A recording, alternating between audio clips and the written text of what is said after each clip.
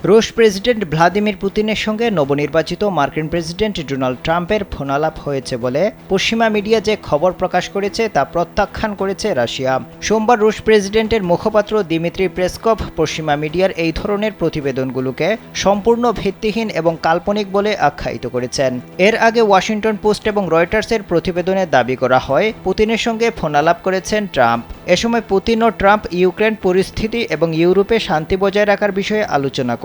তবে পেসকভ এই ধরনের প্রতিবেদনের তীব্র সমালোচনা করে একে অত্যন্ত সম্মানিত কিছু সংবাদ মাধ্যমেও যে কখনো কখনো ভুল তথ্য প্রকাশিত হয় তার একটি জ্বলন্ত উদাহরণ বলে মন্তব্য করেছেন। ক্রেমলিন জানিয়েছে পুতিন ও ট্রাম্পের মধ্যে শেষবারের মতো ফোনালাপ হয়েছিল 2020 সালের জুলাই মাসে, ট্রাম্পের প্রথম মেয়াদের শেষের দিকে।